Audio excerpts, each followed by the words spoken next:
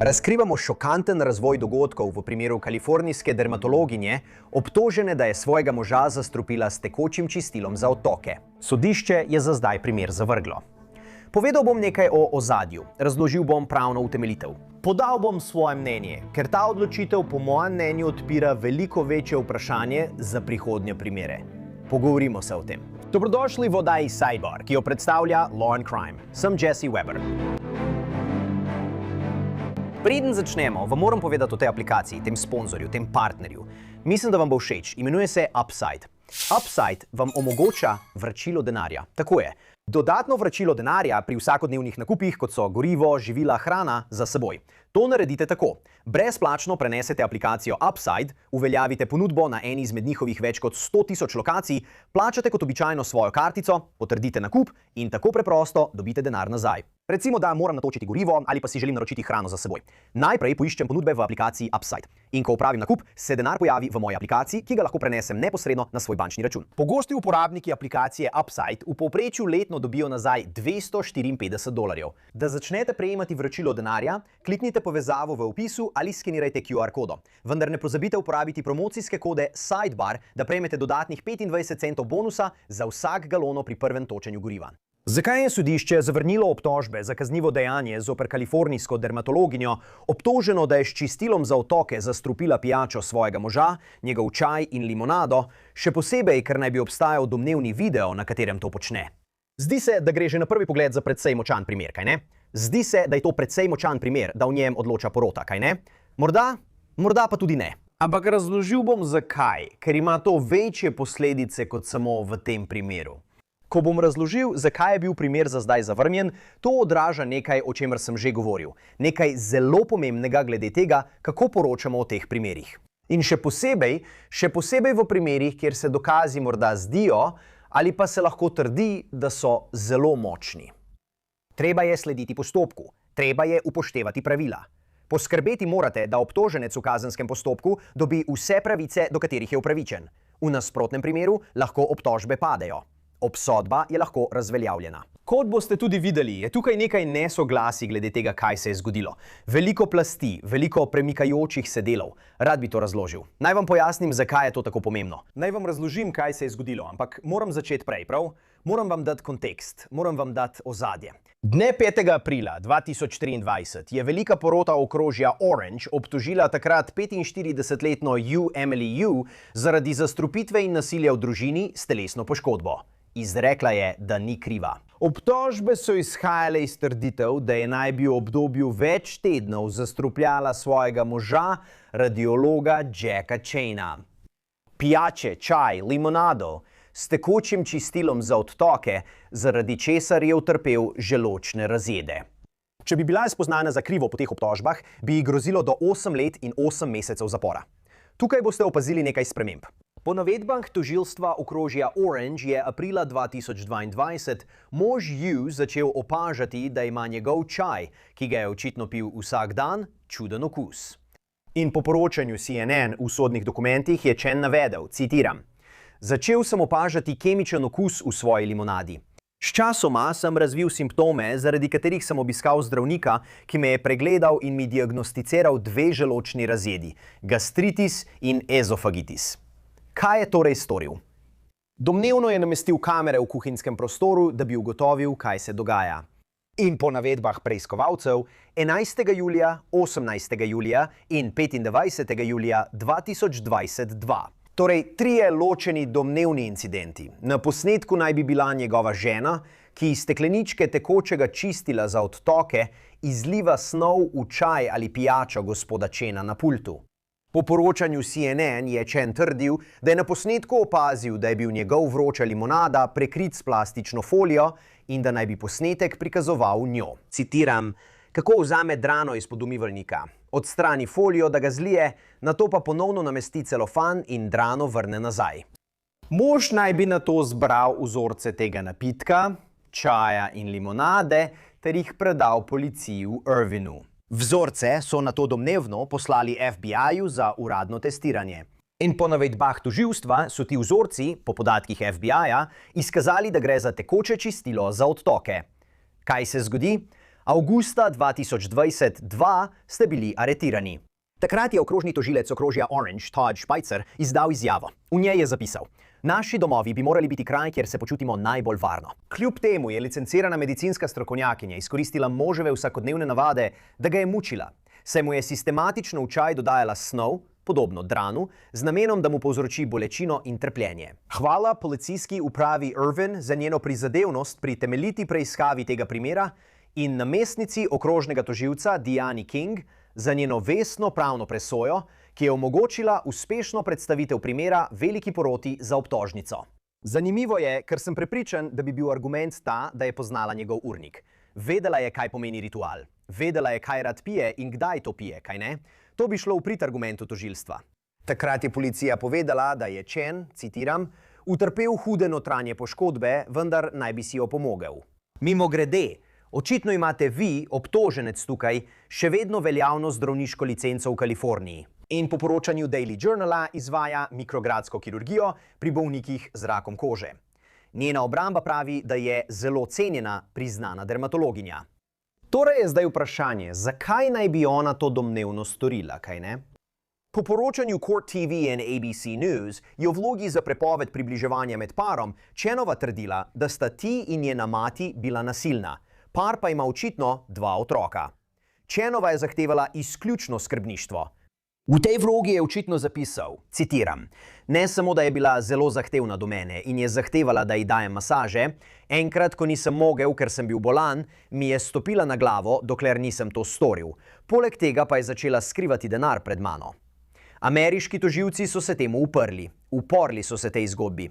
Trdijo, da je nedolžna, da nikoli ni poskušala škodovati svojemu možu, da vse to izhaja iz grenkega, slabega razveze med parom. Da naj bi Chen domnevno vse te trditve, te obtožbe, citiram, namerno priredila, da bi si pridobila prednost v postopkih na družinskem sodišču. Strategija je uspela v najbolj boleči dimenziji. Zaradi obtožb je bila naša stranka leta ločena od svojih otrok. Konec citata. Zdaj, kakšna je obramba, kaj ne? Vidite to na posnetku, kaj ne? Kakšna je obramba? No, to je zanimivo.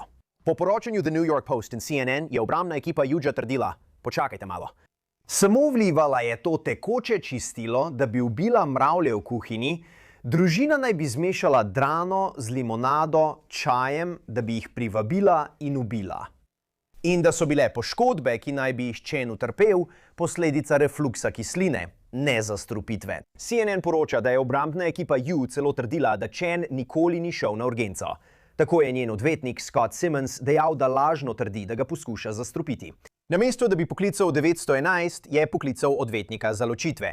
Simmons je leta 2023 dejal, da je po našem mnenju medicinsko dokazano, da dokazi niso skladni z njegovo trditvijo, da je zaužil drano. Kot veste, je drano jedka snov. Če bi zaužili drano, bi imeli hude poškodbe. Poškodbe, za katere trdi, da so posledica drana, menimo, da bodo dokazi pokazali, da so skladne s tem, kar je znano kot GERD ali refluks kisline. Mimogrede, še preden pridemo do tega, kaj se je pravkar zgodilo in zakaj, torej do začasne zavrnitve primera, ker boste videli, kako bi se lahko vrnil, prav tako boste videli, da obstaja razlika v mnenjih o tem, zakaj je bil primer zavrnjen. Ampak to je zelo pomembno poudariti. To ni prvič, da smo bili priča preobratu v tem primeru. Kaj mislim s tem? Januarja letos je tožilstvo dejansko vložilo predlog za zavrnitev primera, ker so želeli dodati še eno obtožbo, in sicer poskus zastrupitve. In pojavil se je problem s pomembno pričo, ki se očitno ni mogla udeležiti prvega dne sojenja. Zato so primer zavrnili. Tako je bila imenovana druga velika porota. Predstavili so jim dokaze. In to je ključnega pomena. Kar se je zgodilo pri drugi veliki poroti, se je pravkar ponovno pojavilo. Prav to, kar ne bi se zgodilo pri drugi veliki poroti, je razlog, da so bile te obtožbe zdaj zavrnjene. In pravzaprav, preden sploh začnem s tem, je moja kolegica Sierra Gillespie, voditeljica oddaje Scandal, govorila o tem, kaj se je zgodilo, ko je bil primer prvič zavrnjen januarja zaradi te težave s pričo. To vam želim na hitro predvajati. To vam daje dobro ozadje, ko govorimo o tem, kaj se je pravkar zgodilo. V zadnji uri se stvari nekoliko spremenijo, ker ključna priča, ki naj bi pričala, zaradi svojega urnika tega ne more storiti. Mi lahko vse to razložiš, zakaj bi obtožbe zavrgli, če jih bodo potem ponovno vložili? Mislim, ali je ta priča res tako pomembna? No, najprej se sliši, da bo priča res pomembna. Je ključna priča, tako zelo, da bodo za zdaj vložili predlog za zavrženje zadeve. In veš, vsak primer je drugačen, ampak običajno gre za prekršek. Imaš določen čas, da primer ponovno vložiš. Če gre za kaznivo dejanje, lahko primer ponovno vložiš, dokler ne poteče zastaralni rok. Tako da bodo v bistvu primer tehnično zavrgli in ga nato ponovno vložili. Saj tako pravijo, da bodo naredili. Medtem pa, če se vrnemo nazaj, ne vem, ali v ozadju potekajo kakšni pogovori, kjer ta ženska pravi, poslušajte, to bo na koncu predstavljalo težavo. Veš, ne vem, če boste ta primer dobila, če so se te pogovori sploh zgodili. Tako da nisem prepričan, kako dolgo se bo to še nadaljevalo in podobno. Ampak ne bi bil presenečen, če bi medtem potekali kakšni pogovori, ker se zdi, da jo res imajo na sumu, brez dvoma. Ampak tehnično gledano ni nenavadno, da tožilec iz kakršnega koli razloga začasno zavrže primer, ker moraš biti na dan sojenja pripravljen na sojenje. Torej se je očitno zgodilo nekaj nesrečnega in nepredvidenega, zaradi česar ključna priča ne more sodelovati. Zato je primer za zdaj zavrnjen, vendar se ga lahko še vedno ponovno odpre. In ja, primer je bil ponovno odprt. To se je zgodilo. Ponovno je bil vložen. Predstavljen je bil drugi veliki poroti. Iz tega je šla nadomestna obtožnica. Po poročanju Daily Journala je druga velika porota vložila obtožnico za naslednje obtožbe. Prva točka. Domnevno nasilje v družini, ki je povzročilo telesne poškodbe med 1. marcem in 25. junijem 2022.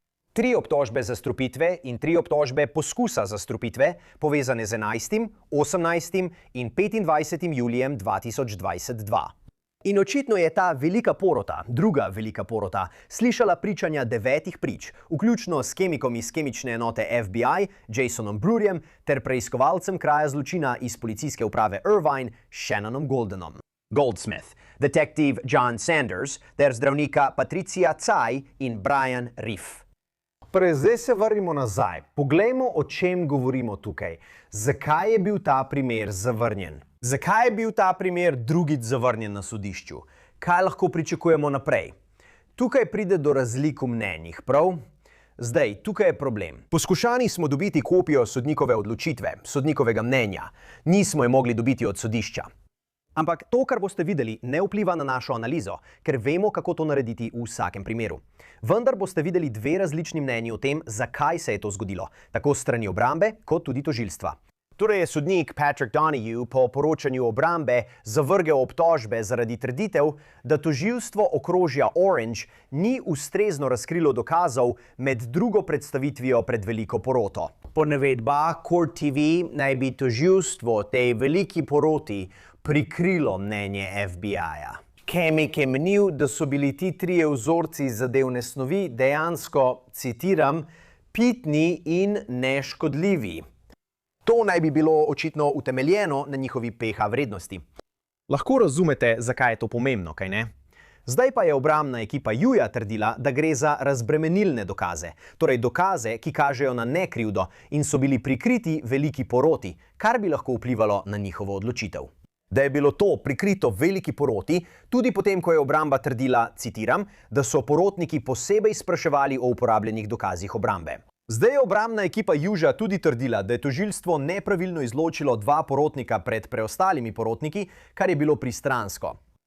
Da bo jasno, tožilstvo okrožja Orange to zanika. V izjavi za Court TV je tožilstvo okrožja Orange zanikalo, da bi bila opustitev predstavitve razbremenilnih dokazov razlog za zavrženje obtožnice in obljubilo, da bodo še naprej vztrajali v boju.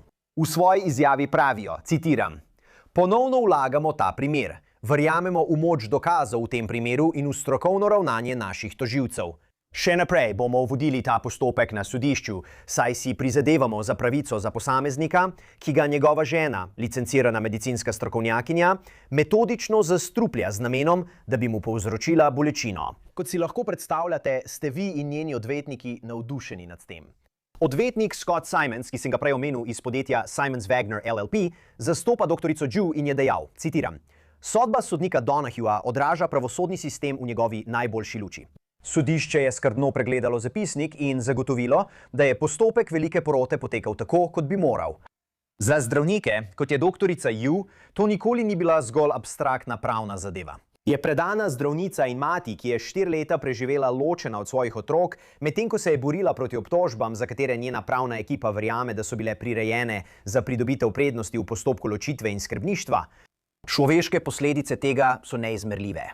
Ponosni smo, da smo ji stali ob strani skozi vse to in hvaležni smo sodniku Donahueju za njegovo temeljito in načelno analizo. Doktorica Ju je od začetka vztrajala pri svoji nedolžnosti. Zdaj lahko začne znova pridobivati tisto, kar ji največ pomeni. Svojo družino, svoje paciente in svoje življenje. In Simmons je dodal, to je po poročanju Daily Journala.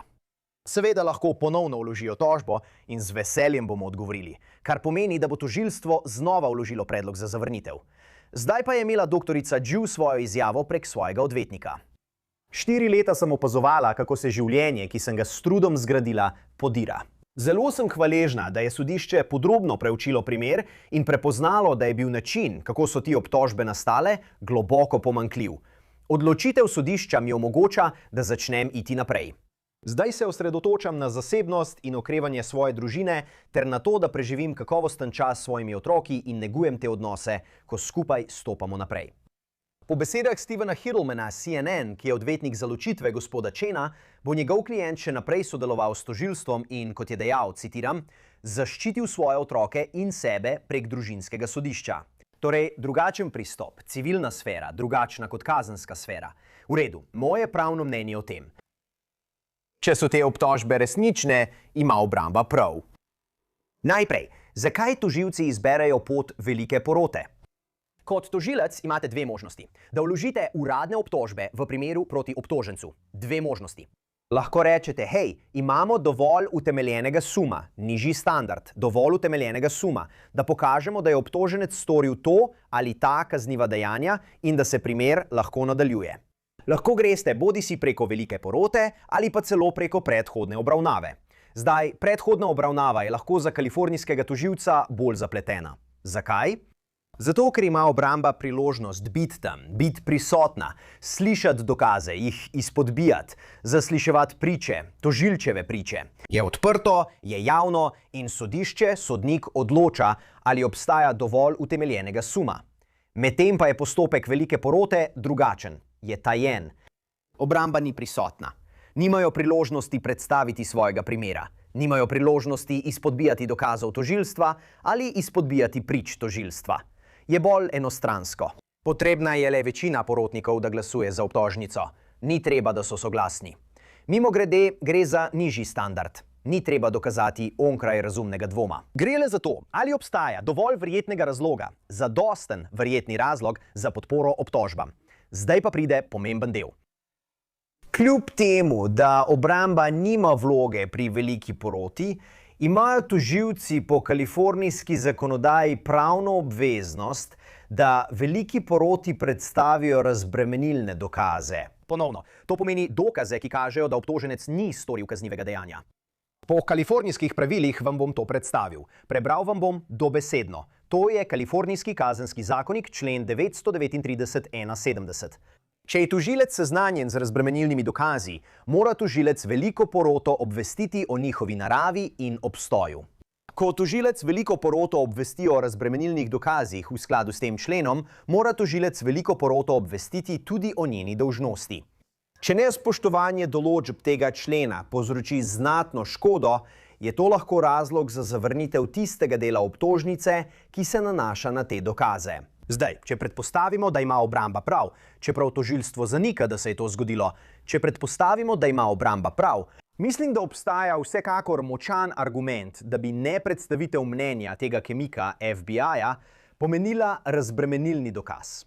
Ideja, da vzorci, ključni dokazi tukaj, morda sploh niso strup, oziroma da sploh ni šlo za zastrupitev, bi lahko bila ključna za porotnike pri analizi, ali je bilo kaznivo dejanje storjeno. To je ključen element obtožb. Je pravzaprav vprašanje, ali je bila tekočina dejansko strup, kaj ne? Ali bi morala porota to upoštevati? Torej, lahko obramba trdi, da obstaja razumna verjetnost, da velika porota ne bi našla utemeljenega suma, če bi to slišala. Obstaja pa tudi nasproten argument, kaj ne? Drugi način gledanja na to je, no, morda ste res domnevno zlili čistilo, vendar ga ni bilo dovolj, majhni odmerki. Morda je bila to njena napaka. Ali to spremeni namen? Še vedno bi lahko šlo za poskus kaznivega dejanja, še vedno bi lahko šlo za zastrupitev, morda celo za napad, nisem prepričan. Sam poročila nisem videl, vendar se sprašuješ, ali bi to lahko raziskali na sojenju. Torej, tudi če bi bilo predstavljeno, bi velika porota morda rekla, ne, počakajte, ne, tukaj je še vedno dovolj, da podpre obtožbe. In glejte, če tožilstvo ponovno vloži obtožnico in se vrnejo pred veliko poroto ter predstavijo vse te dokaze, torej predstavijo Kemika novi veliki poroti, kdo ve? Morda velika porota ne bo vložila obtožnice, morda jo bo. Ampak spet, ne potrebujete soglasnega glasovanja, le večina porotnikov se mora strinjati glede utemeljenega suma, kar je spet nižji standard kot onkraj razumnega dvoma. Zdaj drugi del, to je en del. Ideja, da so bili porotniki neprimerno izločeni pred drugimi porotniki, se mi zdi zelo odvisna od konteksta, ker se včasih med izbiro porote zgodi, da so nekateri porotniki izločeni pred drugimi porotniki. To je običajno zaradi urnika ali osebnih težav. To je nekako na začetni uvodni stopnji. Običajno se izločitev porotnikov, potem ko so bili izbrani, zgodi izven prisotnosti drugih porotnikov, da se izognemo morebitnim predsodkom ali neprimernemu vplivu. V moji raziskavi, ki sem jo opravil po kalifornijski zakonodaji, se zdi, da lahko obtoženec zakonito vloži zahtevo za razveljavitev obtožnice v primeru nepravilno izločenih porotnikov, če lahko dokaže, da mu je bila odvzeta bistvena pravica. In da bi izločitev teh porotnikov ali porotnika na tak način lahko razumno vplivala na izid velike porote. Torej, brez poznavanja vseh dejstev okoliščin v zvezi s to domnevno izločitvijo, lahko vsaj vidite, kako bi to lahko povzročilo težavo. In če ima obramba prav, je bila to dovolj velika težava, da je sodnik primer zavrgel. Za zdaj. Zdaj pa k širši sliki. V redu, to je širša slika. Zakaj mislim, da ne gre samo za ta primer, ampak za vse primere, o katerih poročamo? To sem že povedal in bom povedal še enkrat. Vem, da tožilstvo zanika, kar tukaj trdi obramba, ampak če predpostavimo, da je to res, je to razlog, zakaj je tako pomembno, da je vse narejeno natančno in pravilno.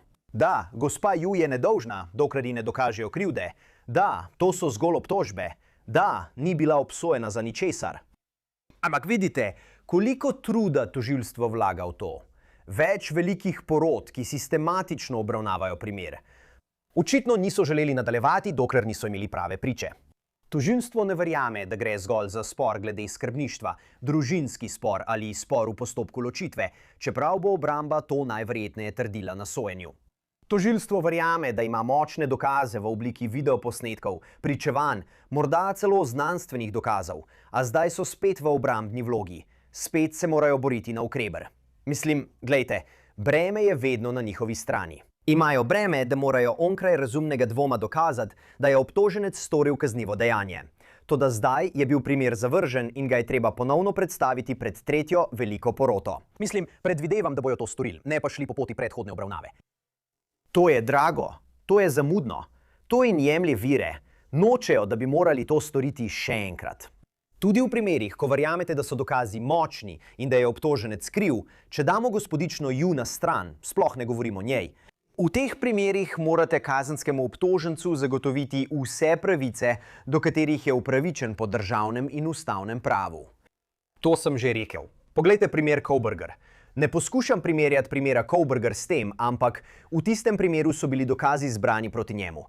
Dokazi iz mobilnega telefona, nadzorni posnetki, DNK dokazi, pričanje očividcev. In to sem povedal že v prejšnjem sidebaru, ko je šlo za spremembo kraja sojenja. Rekel sem, da je to dejansko koristno za tožilstvo.